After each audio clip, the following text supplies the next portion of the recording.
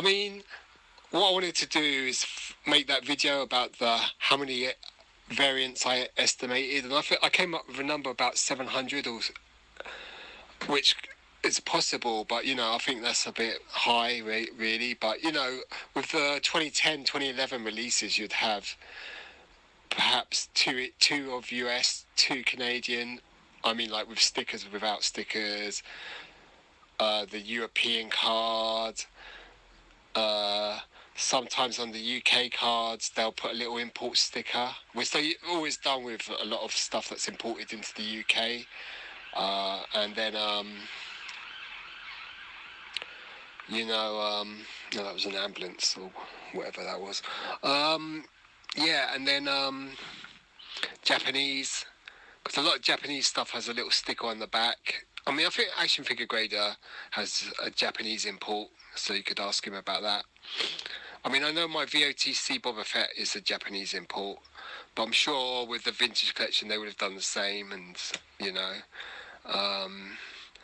then, I mean, the mystery is South America, if they had like Brazilian stickers on their cards, or Mexican and stuff like that. So that's an unknown quantity. So that's 4, 5, 6.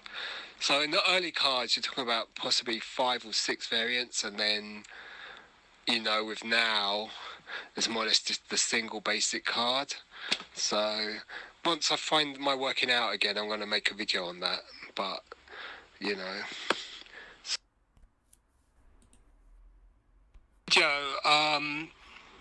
I'm going to be I'm going to be using some messages I've used between friends I chat to on WhatsApp about the vintage collection. So they're going to be not whole conversations, but snippets here and there relating to the vintage collection. So I thought that might be quite useful to listen to. I mean, what we're talking about is that the vintage collection, and I do say this in another message, is that it's at its early stages. It's like 10 years. It's been around for 10 years, so it's in its infancy. Just like if you go back to 93, vintage Star Wars was in the same position, and what was hot then was just finding carded figures.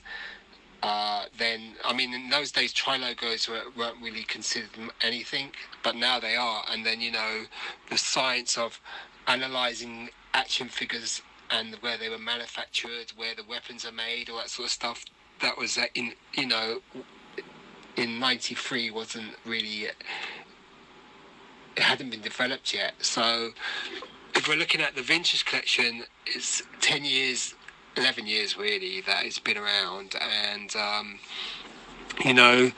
it's very rare that someone would put together a full run of one character on every possible card variant or card with sticker combos. So it's early days yet. You've got miscards now, which back in the day with the original vintage primarily come on tri-logo cards, and you could pick them in 93 for about 10, 20, 30 pounds, whereas with these miscards that are coming on the vintage collection, primarily on the later cards, the post 2018 cards, they're going for massive amounts of money already. It's like an instant, you're buying something at a high price straight away, and you're banking on the fact that they're going to be rare, like there's only going to be 6 or 7 coming out, and that's what it seems to be. And the demand for those cards is, if you've got one, you're laughing, man. But if you haven't got one, you're going to have to pay quite a lot for them. I mean, Action Figure Grader does loads of great videos for those. Okay, so what I want to talk about is, like, if I was going to categorise the vintage collection, especially the 2010 to 2012, I'd say there's the US with stickers, without stickers, Canada with and without stickers, European stickered, true European card, which is very scarce. I just found this morning, I was looking at a video of my VC13 Anakin Skywalker that's got Japanese stickers, and over those it's got a German sticker. So, Japanese stickers, South Korean, other South American stickers. Everyone knows about Power of the Force 2 and Estrella. These stickers are what, same with the vintage Kenner. It's the stickers that make things really different. So, we've got VC61, that's the Proto Fet, which in the US was a mail away. In the Europe, it was a mail away. It's also available at Toys R Us, and the Toys R Us version is a European card. Who knows about that one? One needs to ask whether or not a certain card can be found with 2 offers. Yep, that's been confirmed. You've got the Gamorrean cards with the Mailer Rocket Fet offer and Sith, the Darth Maul. I'm sure there's other in the vintage collection that have that, like the current offer, and then it moved on to a later offer.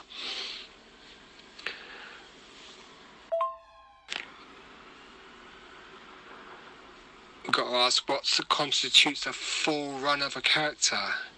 Take the VC09 Boba Fett. I would assume you could find US with and without stickers, Canadian with and without stickers, European stickered,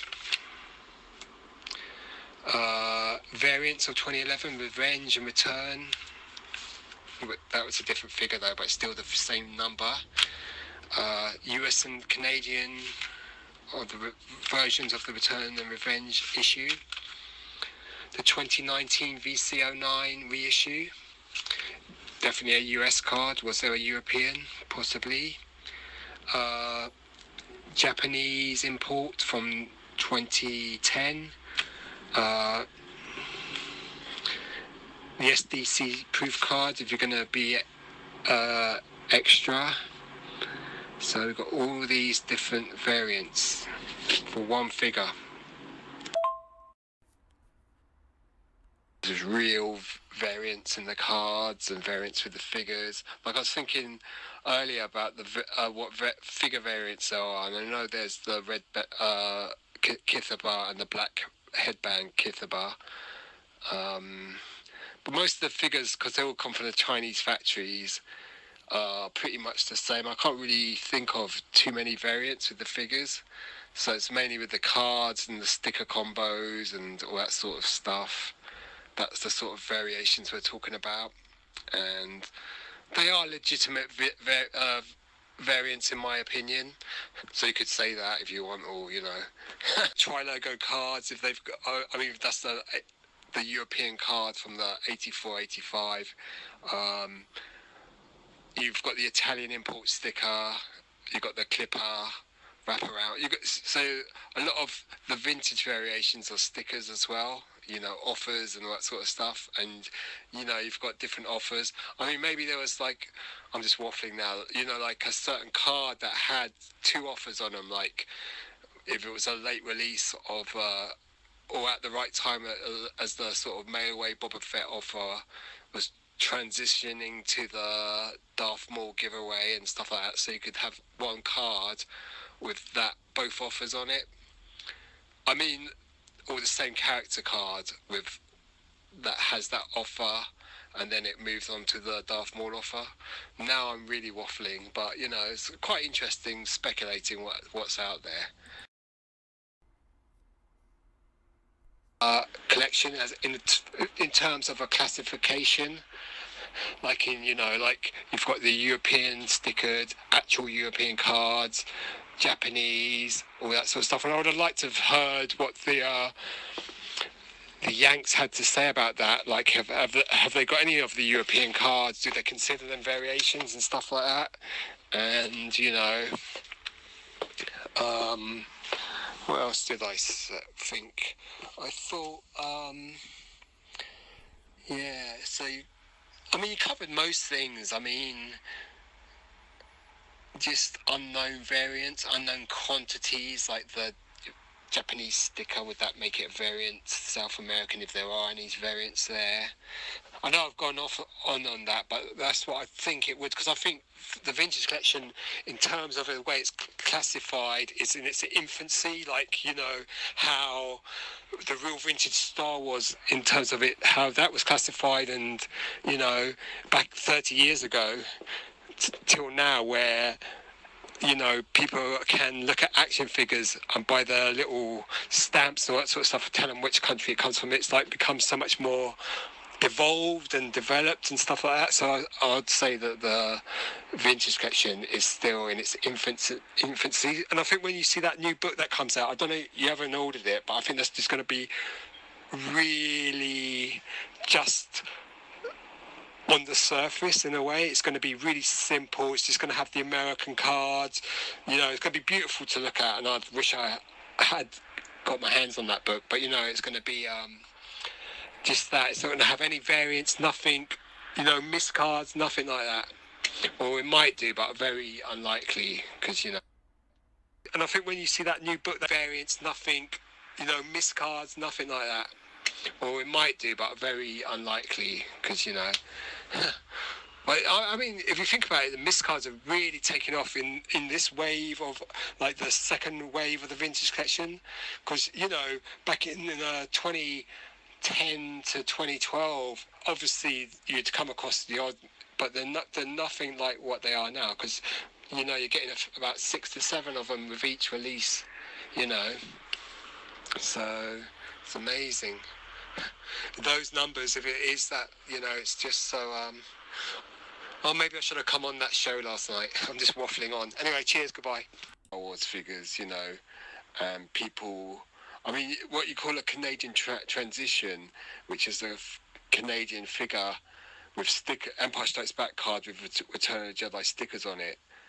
The value of that is increased by a factor of 4 to 5, maybe 6 times. Well, you know, because it's such a rare thing, and it's just due to the stickers. The Dutch stickers that they put on Palitoy cards, Kenner cards. So I've always had that in my mind, that, you know, it's these stickers that make things extra special and unique or valuable in certain cases. I'm not saying that a European carded with stickers on it is going to be more valuable. It's more, and it's probably people don't like it because it's just a big black sticker on the back of the card, which sort of doesn't, you know, it's not as nice looking at, but it's what they did, and, you know, it's you know, a lot of people did pull them off. So, you know, it's just nice to have that true variant as sold, you know. as a purist, I'm sure you know what I'm talking about.